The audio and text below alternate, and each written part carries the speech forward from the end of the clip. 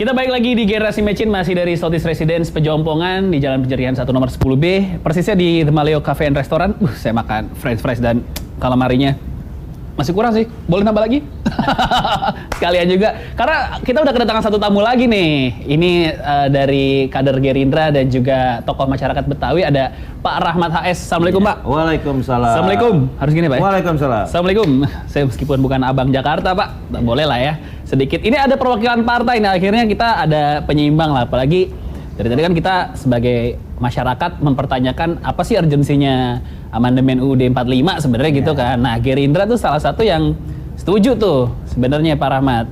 Apa sih urgensinya sebenarnya Pak untuk amandemen? Sangat banyak ya.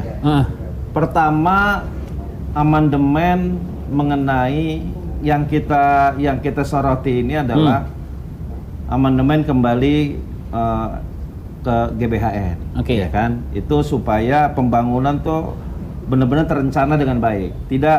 Tidak pembangunan itu selera presiden, selera penguasa. Jadi kalau misalnya dulu itu pakai repelita tuh dengan GBHN haluannya 30 tahun ke depan kita sudah tahu Indonesia tuh kayak apa gitu. Oke. Tapi hari ini kalau penguasanya mau ini tidak usah diteruskan, ini diteruskan, terjadi hari ini. Oke. Nah, oleh karena itu saya sebagai masyarakat, sebagai kader partai setuju. Yang kedua, yang paling kita soroti satu lagi adalah amandemen kembali ke Undang-Undang Dasar 45 mengenai syarat-syarat menjadi presiden. Apa aja tuh Pak? Ini agak serem sedikit nih. Agak serem ya. Jadi Gerindra masih bisa keras kembali nih Pak. lagi, presiden tuh harus orang Indonesia asli, harus bunyi begitu loh. Karena yang namanya presiden Indonesia sangat logis harus orang Indonesia. Oke. Kita perlu menguji integritas, idealis kebangsaan supaya bangsa ini tetap pakai jati diri bangsa Indonesia. Oke. Tapi kan tanpa amandemen juga syarat presiden Indonesia selama ini sejauh ini baik-baik aja, tetap orang Indonesia Pak. Kenapa harus dibalikin ke amandemen? Ada kekhawatirankah mungkin ke depannya? Kan sekarang sudah dirubah, amandemen sekian kan kemarin dirubah kan, Indonesia asli sudah hilang Indonesia aslinya. Yang penting dia warga negara bisa jadi presiden. Sekarang nih, kembali lagi itu pasal gitu loh. Oke. Yang ketiga nih, yang terakhir mengenai wacana mengubah Undang-Undang Dasar 45 presiden 3 periode. Nah iya itu juga. Setuju Pak Gerindra? Nggak setuju. Oh nggak setuju ya? Barangan 3 periode. ini menurut saya, kalau menurut Pak Presiden Jokowi kan ini menampar saya. Betul. Malu-maluin saya. Ini bukan menampar malu-maluin Presiden Jokowi. Ini merendahkan kader bangsa. Jadi yang mau jadi presiden di Indonesia itu banyak kader-kader bangsa.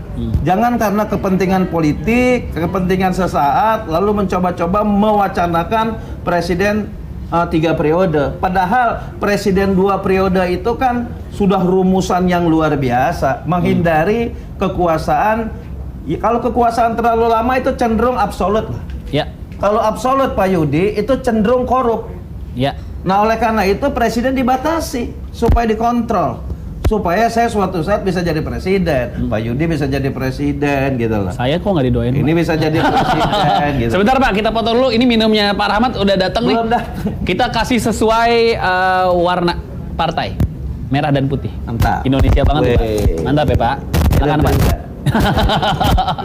Oke Pak, lanjut lagi Pak. Soal 3 periode kayaknya emang nggak ada yang setuju kecuali beberapa orang aja. Hari ini presiden menyatakan ini memalukan saya, menampar saya, segala macam.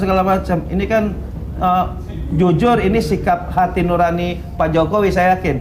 Tapi kalau ini ngeglinding terus, wacana ini dibiarkan terus, lalu sampai DPR yang 575 sekian itu akhirnya terkutasi, ini bisa jadi bola liar ini. Oke. Kita sebagai masyarakat nggak perlu lah 2 periode itu sudah cukup. Cuman pembangunan itu harus berkesinambungan, maka perlu adanya GBHN. Kalau hari ini misalnya Presiden Jokowi mewacanakan pindah ibu kota dari Jakarta ke Kalimantan. Ente jamin kalau presiden diganti ini akan berlangsung terus? Siapa yang bisa jamin? Iya. Presiden ganti berubah itu kebijakan. Makanya perlu dibungkus oleh pembangunan yang berkesinambungan, GBHN. Itu ya? MPR itu yang ngesahin. Oke. Tapi Itu penting. ada ketakutan kembali ke Orde Baru, kekhawatiran itu apa nggak mungkin kejadian? Nggak, Orde Baru udah selesai, zamannya udah beda. Ini zaman milenial, anak-anak muda sekarang jauh lebih kritis, lebih cerdas daripada kita yang dulu masih kecil. Sekarang nih, ente buang jarum, kelihatan, cepet gitu. Ya. Seluruh dunia akan tahu. Nggak bisa lagi kayak Orde Baru. Sesuatu yang busuk diumpetin udah nggak bisa sekarang. Iya Pak, nyimpen Harley aja ketahuan Pak. Oh, nyimpen harga yang dibungkus rapi ketahuan. Iya. Padahal yang nyimpen penguasa di situ. Iya betul. Itu otonomi Garuda bisa ketahuan. Iya benar. Apalagi yang terbuka gitu loh. Udah deh, Orde Baru bagian dari sejarah bangsa kita. Orde Lama bagian dari sejarah bangsa kita.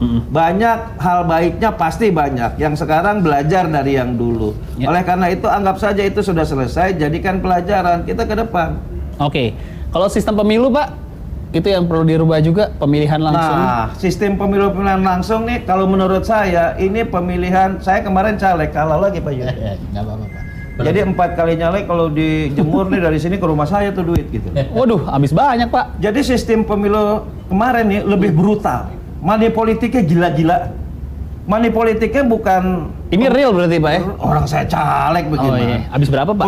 Enggak, entar dulu. Habis uangnya dari sini ke rumah Bapak kayaknya banyak banget. Yang punya suara sama yang perlu suara itu terjadi kerjasama yang luar biasa itu. Itu pemilu biasanya seperti itu. Jatuhnya ke rakyat nggak apa-apa. Tapi kalau tahun kemarin penyelenggara pemilu ikut-ikutan seperti itu, inilah pemilu yang paling brutal. Jadi kalau ada yang bilang ikutan pilkada atau nyalek nggak pakai modal tuh bohong ya Pak? Iya, nah sekarang harus disudahi. Caranya bagaimana? Banyak wacana kan, bagaimana memotong ini. Rubah sistemnya. Jadi selama sistem pemilu presiden langsung bersentuhan langsung sama rakyat, ada tim, ada KPU, ada penyelenggara segala macam, lalu negara cuma ngontrol doang, selama itu pula akan ada terus money politik. Kalau money politik terus, jangan harap akan muncul kader bangsa yang baik. Pada akhirnya akan muncul generasi bangsa yang punya duit, anak yang punya duit yang akan muncul. Sementara kita analogikan diri saya lah, malang melintang di masyarakat 30 tahun jadi aktivis, 4 periode nggak jadi-jadi, masalah cuma satu. Ini kalau kita bicara dunia ya, duit. Saya juga sempat ngobrol sama Pak Yudi, kekhawatirannya sebenarnya kalau pemilihan langsung, pemilihan tidak langsung dibikin oleh MPR atau dengan DPRD, kekhawatirannya money politik tetap ada, cuman bedanya nggak ke rakyat aja, bedanya malah ke elit sebenarnya. Enggak, begini. Saya usulkan, kalau seandainya ingin mendapatkan kader bangsa yang bagus, tidak hasil money politik, saya usulkan pemilihan presiden ini langsung setuju. Asal semua pemilihan presiden sistemnya dirubah. Penyelenggaranya harus pakai uang negara. Jadi rakyat tuh nggak perlu kampanye, nggak perlu belusukan ke kampung-kampung. Belusukan dan kampanye inilah potensi money politik. Ini termasuk pemilihan caleg nih berarti Pak? Termasuk caleg, nggak usah, cukup aja kayak di Amerika, kita kampanye lewat media, biar media yang bayar negara. Jadi pemilih nggak usah bersentuhan langsung deh dengan rakyat. Karena kalau bersentuhan langsung, potensi money politiknya tinggi. Cukup kita kampanye sosialisasi di media. Kalau pakai spanduk atau pakai alat peraga lain, jangan kita yang bikin, negara yang bikin. Biar caleg nggak adu banyak spanduk. Yang punya duit kan bikin billboard, bikin videotron. Ya caleg kayak saya bikin spanduk, nyari setengah mati. Bisa bikin spanduk, masangnya nggak bisa. Padahal saya kader bangsa, udah Lemhanas beberapa kali seminar.